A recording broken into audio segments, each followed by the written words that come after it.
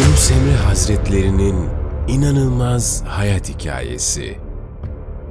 Ağaçları emriyle altına çeviren o zat. Hayvanların etrafına toplandığı büyük alim. Hakikat arayışında aşkı bulan evliya. Bitkilerin lisanını işiten Allah dostu. Kerametli şiirleriyle Anadolu'yu saran büyük evliya. Mana alemlerinin piri Yunus Emre Hazretleri.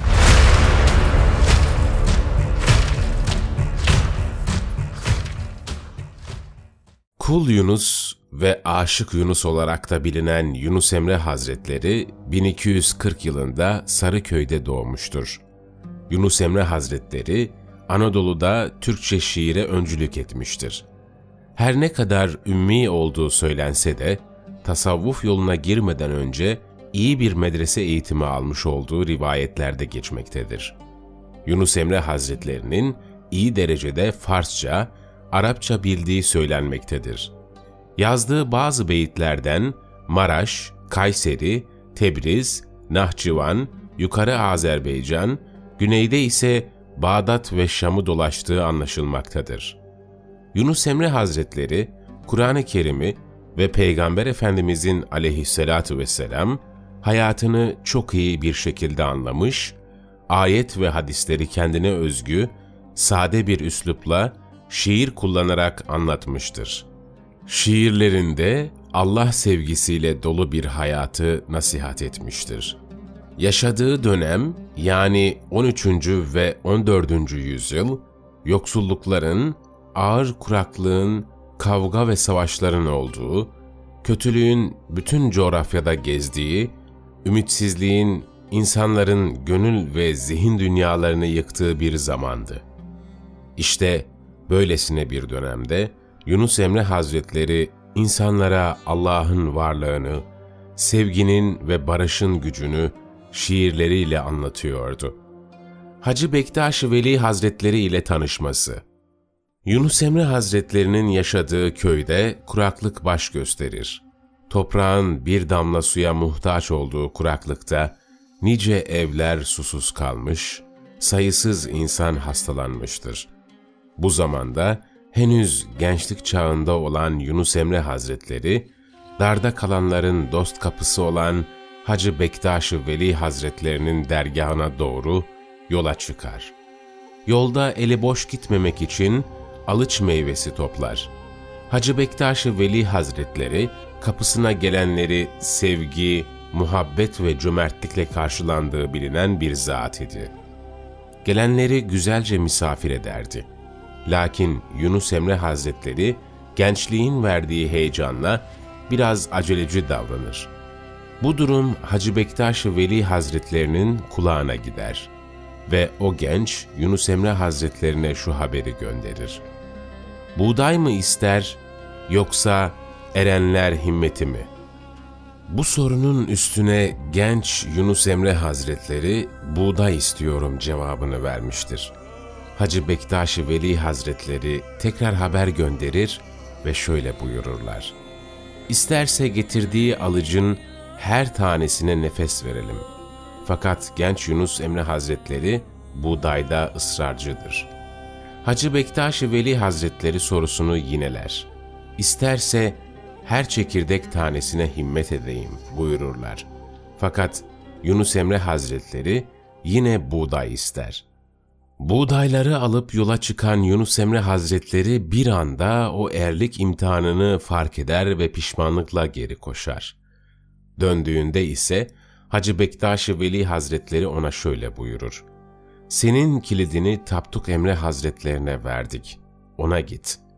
Böylelikle Yunus Emre Hazretlerinin Tapduk dergahında sürecek hizmeti başlamış olur. Eğri odunu dergaha sokmaz. Dergahtaki hizmetinde odun taşır, taşıdığı odunlar onun gönlündeki ilahi aşkın ateşine adeta bir yakıttır.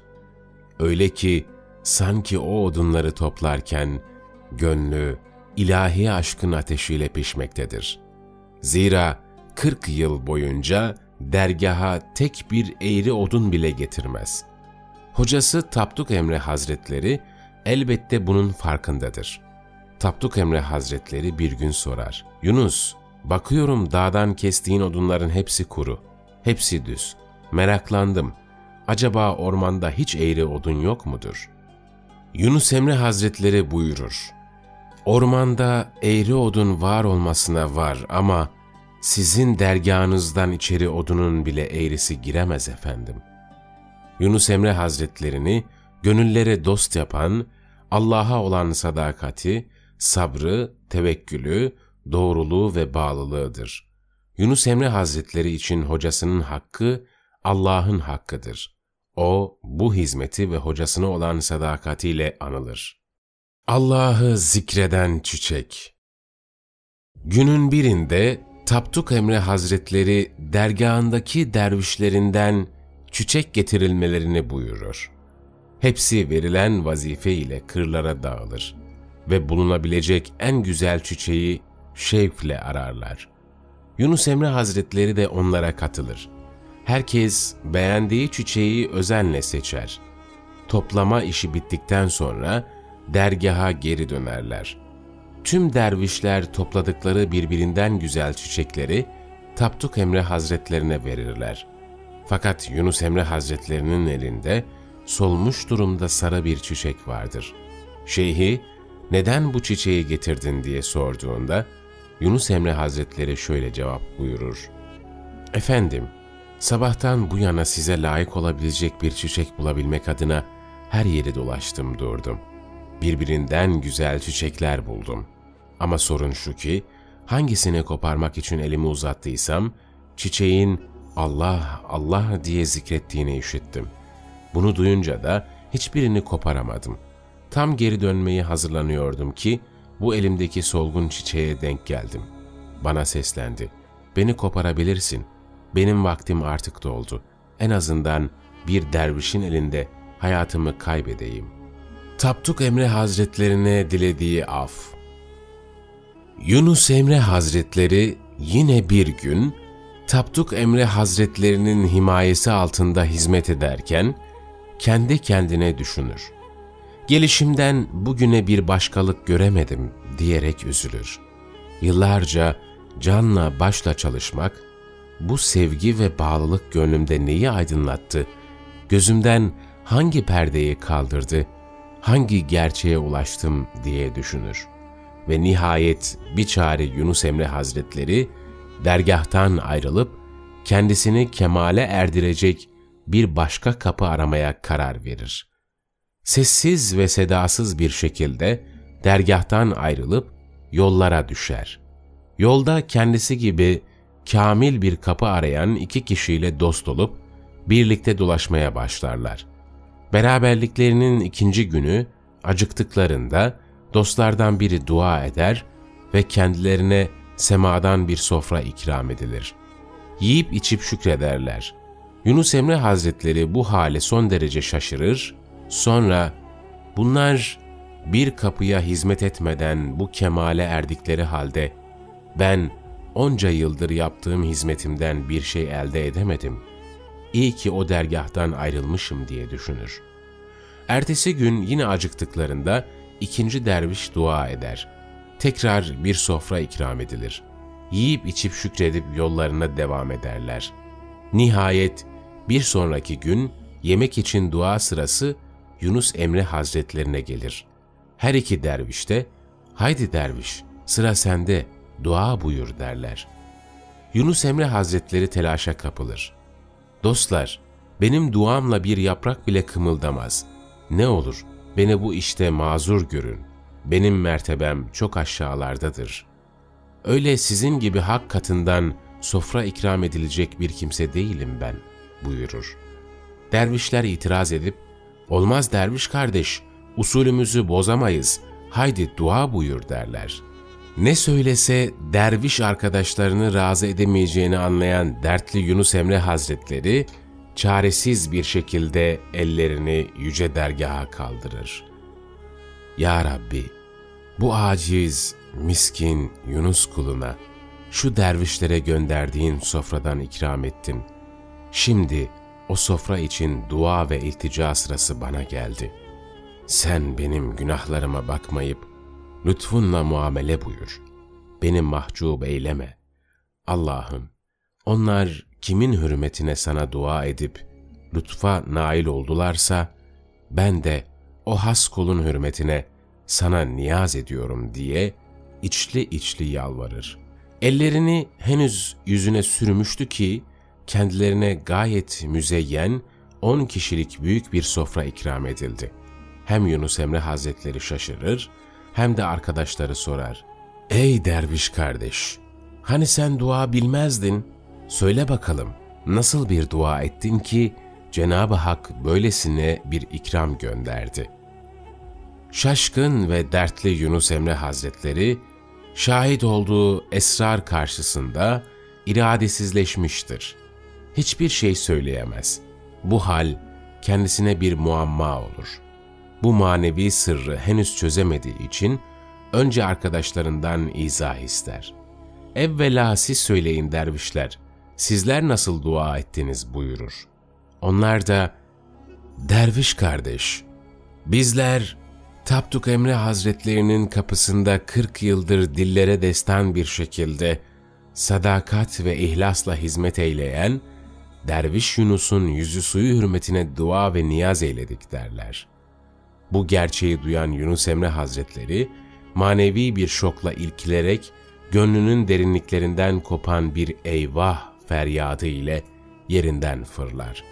Önündeki sofradan tek bir lokma bile almadan, diğer 2 dervişe veda ederek onların hayret nazarları arasında gerisin geriye döner. Yunus Emre Hazretleri, şeyhinin hanesine varıp kapıyı tıklatır. Hazreti Pir'in hanımı kapıyı açar. Yunus Emre Hazretlerini karşısında gören valide hanım ona, "Niçin böyle yaptın, hocanı incittin?" der. Sonra da Yunus Emre Hazretlerinin nedametle ıslanmış gözlerine ve boynu bükük haline bakarak, "Oğlum, Tapduk Hazretleri birazdan dışarı çıkacaklar. Bu eşikte bekle. Ayağı sana takılınca bu kimdir diye sorar. Ben de Yunus efendim derim. Şayet hangi Yunus derse, anla ki seni gönlünden çıkarmıştır. O zaman durmayıp gidersin. Eğer bizim Yunus mu derse, bil ki seni affetmiştir der." Dertli Yunus Emre Hazretleri, bütün ruhunu saran bir nedametle başını eşiğe koyar, beklemeye başlar. Az bir zaman sonra Tapduk Emre Hazretleri kapıda görünür. Zahiri gözleri ama, kalbi ise güneş gibi nurludur. Ayağı Yunus Emre Hazretlerinin başına değince, "Bu kimdir?" diye buyurur. Hanımı Yunus der. Bir an sükût eyleyen Hazreti Pir, önünde tedirgin bir vaziyette gözyaşı döken Yunus Emre Hazretlerinin halini kalben temaşa ederek tebessümle, "Bizim Yunus mu?" buyurur. Ardından manidar bir şekilde konuşur. "Yunus, evladım, bir meyvenin olgunlaştığını kendisi bilemez. Onu ancak bahçıvan bilir. Bir talebenin kemalini de en iyi hocası bilir. Fakat gayretlerine devam etmesi ve kendisinde bir varlık hissetmemesi için belli bir mertebeye kadar ondan hakikati gizleyerek onu daha ilerilere götürür" buyurur. Bunun üzerine Yunus Emre Hazretleri kalkıp şeyhinin elini öper ve af ister. Tapduk Emre Hazretleri sözüne devam eder. "Mertebeni öğrendin. Artık burada duramazsın. Çünkü bir posta 2 aslan oturmaz. Buradan gidecek ve halkı irşad edeceksin." Ardından elindeki asasını fırlatır ve "Asamı attığım yere git, gönülleri orada fethet" buyurur. Yunus Emre Hazretleri bu asayı tam 5 yıl boyunca arayacaktır.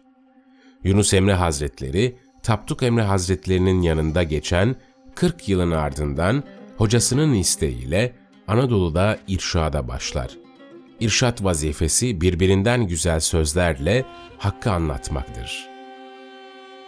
Altına dönüşen ağaçlar. Bir gün Yunus Emre Hazretleri dağda odun keserken karşıdan bir atlının gelmekte olduğunu görür. Atlı iyi giyimlidir. Süslü mücevherleri üstündedir. Yunus Emre Hazretleri bu atlının sultan olduğunu anlar. Sultan da Yunus Emre Hazretlerini görünce durur ve sorar: "Derviş, burada ne yaparsın?" Yunus Emre Hazretleri, "Odun keserim," buyurur. Sultan, Yunus Emre Hazretlerine bir miktar altın verir. Yunus Emre Hazretleri, "Sultanım bu nedir?" diye buyururlar. Sultan da, "Bu öyle bir şeydir ki nereye göndersen boş gelmez. Her ihtiyacını karşılar." Yunus Emre Hazretleri sorar: "Adı nedir?" Sultan cevaplar: "Altındır." Yunus Emre Hazretleri öyle bir Allah kulu idi ki dağlara, taşlara altın olun dese altın olurdu. Bu duyguyu içinden geçirir geçirmez hemen o anda dağlar, taşlar ve ağaçlar altın oldular. Yunus Emre Hazretleri buyurur: "Sultanım, altın ne ki, neye yarar? Bunlar dünyalık şeylerdir. Taşa taş olmak, ağaca ağaç olmak yaraşır." Bu şekilde buyurur buyurmaz altın olan taşlar, ağaçlar evvelki gibi olurlar. Ölümü. Yunus Emre Hazretleri, Tapduk Emre Hazretlerinin attığı asayı sonunda Sarıköy'de bulur ve orada ruhunu teslim eder. Yunus Emre Hazretlerinin vefat tarihi ve kabriyle ilgili bilgiler uzun yıllar tartışma konusu olmuştur. Vefat tarihi hakkında farklı bilgiler mevcuttur. Yaklaşık olarak 1320 yılında 82 yaşında vefat ettiği tahmin edilmektedir. Molla Kasım ve şiir kerameti. Bir inanışa göre Yunus Emre Hazretlerinin 3000 manzumesi vardır. Bu manzumeler bir deftere yazılmıştır. Yunus Emre Hazretleri vefat ettikten sonra bu defter devlet görevinde yetkili biri olan Molla Kasım'a getirilir. Molla Kasım bir nehir kenarına gelmiş ve yanında getirdiği Yunus Emre Hazretlerinin şiirlerini okumaya başlar. Şiirler içerisinde medrese inancına uygun olmayanları yırtıp yakar. Şiirlerin 1000 tanesini yaktıktan sonra usanan Molla Kasım diğer 1000 şiiri de okur ve beğenmez. Sayfa sayfa koparıp kenarında oturduğu dereye atar. 2001. şiire gözü takılır. Cennet, cehennem hakkında medrese inanışları, cahil hocalar ve sahte dervişleri anlatan bir şiirle karşılaşmıştır. Şiirde şöyle denilir: "Ben dervişim diyene bir ün edesim gelir. Seyir düben, sesine varıp yetesim gelir. Sırat kıldan incedir, kılıçtan keskincedir. Varıp ağanın üstüne evler yapasım gelir. Altında gayya vardır, içi nar ile pürdür. Varu ben ol gölgede biraz yatasım gelir. O da gölgededir, deyu tan eylemen hocalar. Hatırınız hoş olsun, biraz yanasım gelir. Ben günahımca yanam, rahmet suyunda yunam. İki kanat takınam, biraz uçasım gelir. Andan cennete varam, cennette huriler görem. Huri ile gılmanı bir bir koşasım gelir." Derviş Yunus Hazretleri bu sözü eğri büğrü söyleme. Seni sigaya çeken bir Molla Kasım gelir. Molla Kasım bu şiirde Yunus Emre Hazretlerinin onun ne yapacağını bilip şiirin de yer vermesine hayret eder. Bu müthiş keramet karşısında bu zatın Allah dostu olduğunu anlar ve "ben ne yaptım" diyerek dövünmeye başlar. Ama iş işten geçmiştir. Molla Kasım 1000 şiiri yakmış, 1000 şiiri denize atmıştır. Geriye sadece 1000 şiir kalmıştır. Derler ki o günden beri yakılan 1000 şiiri gökte melekler, denize atılan 1000 şiiri balıklar, Molla Kasım'ın elinde kalan 1000 şiiri ise insanlar okumaktadır. Ne kadar bu dünya misafirhanesinden artık nasibini almış olsa da bıraktığı miras, şiirlerinin satır aralarında ve Müslümanların kalplerinde halen devam etmektedir.